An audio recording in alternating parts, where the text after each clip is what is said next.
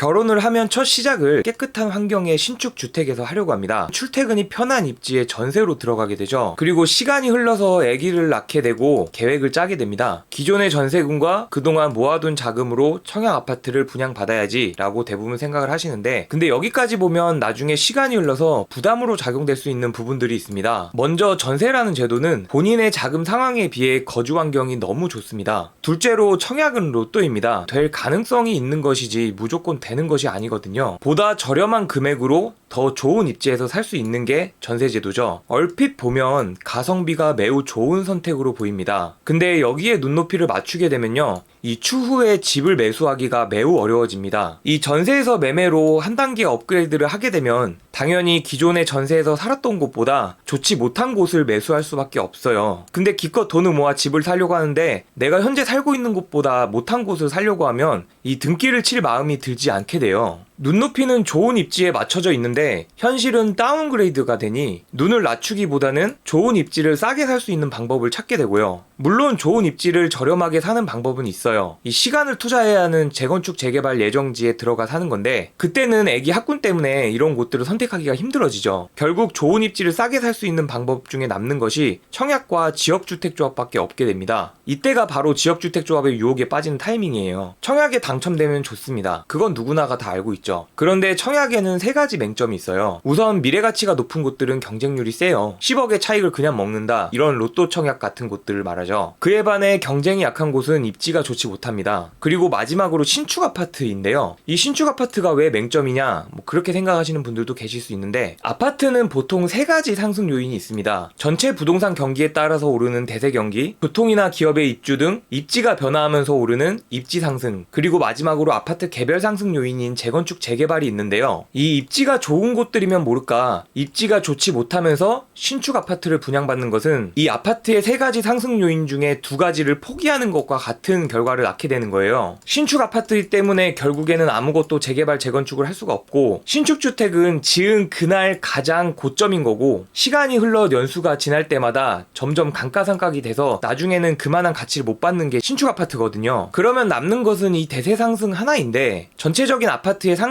그것밖에 기대할 것이 없는데 앞으로의 부동산 경기는 쉽지 않다는 의견이 많습니다. 부동산 경기가 당분간 어려워진다면 아예 집값이 떨어질 때까지 전세로 사는 게 낫지 않냐 라고 하시면 좀 그것도 아니라고 생각을 하는데요. 현재 15억, 20억 이렇게 하는 아파트들은 떨어지게 되면은 4에서 5억 정도, 많이 떨어진다고 하면은 그보다 더 크게도 떨어질 수가 있지만, 예비 부부님들이 찾는 3에서 한 6억대 정도의 아파트는 많이 떨어지더라도 1, 2억이고 10년 동안 거주를 한다고 생각을 했을 때 이 정도에 대한 방어는 충분히 할 수 있거든요. 심리적으로 흔들리는 것도 덜하고요. 이 로또에 당첨되기 위해 무주택을 계속 유지하면서 청약에 도전한다? 아니면은 경쟁력이 좀 떨어지는 곳에 신축 아파트를 분양받는다? 이 모두 현명한 방법이 아니라고 생각을 하고요. 그러면 어떤 방법이 좋을까? 처음으로 돌아가 보겠습니다. 예비 부부님들, 이 결혼을 앞두고 출퇴근이 편한 입지가 좋은 서울 중심권에 전세로 사는 방법과 신도시 전세로 들어가는 방법을 놓고 고민을 하고 계실 거예요. 실내야 깔끔하게 인테리어를 계획하고 계실 거고, 이때 저는 미래에 집값이 올라갈 만한 곳을 미리 사두시라 권하고 싶습니다. 거기에 아무거나 사지 말고 대지지분도 확인을 해보시고, 이 대지지분 평당가도 한번 계산을 해보셔서 다른 곳에 비해 땅값이 좀 저렴하게 나와 있는지 그런 것도 한번 살펴보고, 이 지역에 어떤 호재들이 있는지 잘 따져봐야 돼요. 아이를 계획해서 실제 낳기까지 2, 3년, 그리고 아이가 자라 학군이 형성되는 나이인 8에서 11살까지 보통 10년에서 15년이라는 시간이 있는데, 저는 이 시기가 자산을 늘릴 수 있는 황금 시기라고 생각을 합니다. 이 내 집 마련을 하는 시기가 보통 결혼 10년 차입니다. 그 전까진 전세로 살다가 아이가 초등학교를 다니는 시기 때 정착을 하려고 집을 매수하게 되죠. 근데 이때는 미래의 투자 가치보다 현재의 거주 가치를 위주로 집을 알아볼 수밖에 없습니다. 애기들 학군 때문에 미래 가치가 높다고 하더라도 현재 살기 좋은 곳들을 선택할 수밖에 없게 되는 거죠. 그런데 아이가 없다면, 결혼을 앞둔 예비 부부라면 이야기가 좀 달라집니다. 이 몸테크를 하기에 최적의 시기가 바로 이때죠. 아파트가 상승하는 요인이 세 가지라고 위에서 말씀드렸습니다. 있습니다. 대세 상승, 입지의 상승, 그리고 마지막으로 아파트 개별 상승. 앞으로 경기가 어떻게 될지는 모르지만 현재만 놓고 보면 1번을 기대하기는 어렵고 2번과 3번으로 가치가 올라갈 만한 곳을 찾으셔야 합니다. 설사 전체 아파트 가격이 하락하더라도 개별적인 개발 호재들이 현실화될 때마다 입지의 변화가 일어나고 이러한 변화들이 우리 집의 가격 방어를 해줄 테니까요. 예를 들어 현재는 판교와 거리가 먼 곳이지만 5년에서 10년이 흘러 교통혁신이 일어나면서 판교와 가까워지는 곳이라고 생각을 해볼게요. 그러면 우리는 이곳을 5년 전 또는 10년 전에 먼저 선취매를 해놨다가 교통의 혁신이 일어나고 난 뒤에 판교를 출퇴근하는 직장인들이 집을 알아보려고 할 때 분명히 이런 곳들에 눈에 들어오거든요. 그런 분들에게 우리 아파트를 팔고 다른 곳을 알아보면 되는 거죠. 요새는 인터넷이 워낙 잘 되어 있어서 조금만 관심이 있으시면 충분히 찾을 수가 있어요. 이렇게 범위를 넓혀서 공부를 하게 되면 그만큼 좋은 입지의 핵심 입지를 찾아낼 수 있는 확률이 높아지게 되고, 물론 현재 부동산 시세가 워낙 가파르게 올라서 여기에 대해서 이제 하락폭을 얼마만큼 견딜 수 있느냐, 그런 마음의 준비는 좀 하셔야 되는 부분이 있는데, 어쨌거나 개발 계획이 많이 잡혀있는 핵심적인 입지라면 결국에는 부동산은 점진적으로 또 우상향을 하게 될 거거든요. 대신 아까도 말씀드렸지만 대지 지분이나 지역 호재 등을 공부를 많이 하셔야 되고요. 뭐 저점에서 잡아놓으면은 마음이야 편하겠지만 이 저점을 찾는 건 진짜 힘든 거거든요. 그래서 가급적이면 먼저 사놓고 나중에 우상향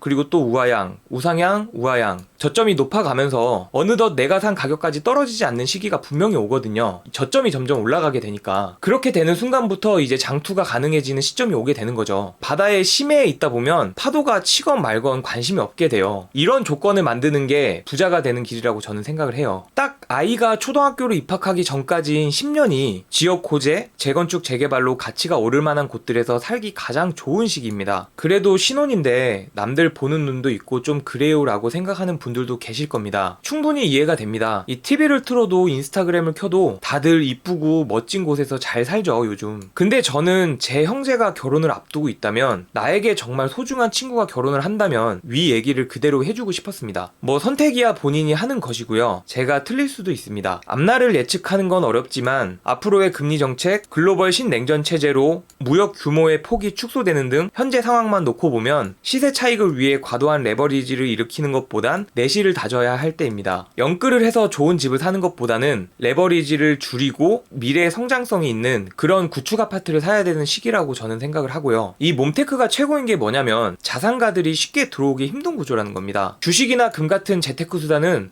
오를 것 같으면 돈 많은 부자들이 싹 쓸어가서 시세가 엄청나게 올라가 버립니다. 근데 우리나라 주택시장은 다주택자 양도세 문제도 그렇고 보유세 부분도 그렇고 돈이 아무리 많다고 해도 가격이 저렴한 집을 무작정 싹쓸이 할 수 없다 보니까 돈이 많지 않다면 이 몬테크로 시간에 따른 개발 차익을 충분히 먹을 수 있는 구조입니다. 그리고 부자들이라고 해서 다 신축 아파트에 사는 게 아니고요. 뭐 음마 아파트라든지 압구정 현대 아파트 같은 곳들은 40년 50년 차가 된 낡은 아파트인데도 부자들이 가가지고 몬테크를 하잖아요. 돈이 아무리 많은 부자들이라고 하더라도 가치 상승분을 먹기 위해서 다들 들어가서 몬테크를 하고 있는 거예요. 아이의 학군이 형성되는 10년 동안 몬테크로 버티면서 개발이 되는 것을 기다리고 이 호재가 하나씩 현실화될 때마다 시세가 오르면 아이의 학군에 맞춰 계획을 다시 짜자. 여기까지고요. 이상으로 감성동네 복덕방 락원이었습니다. 감사합니다.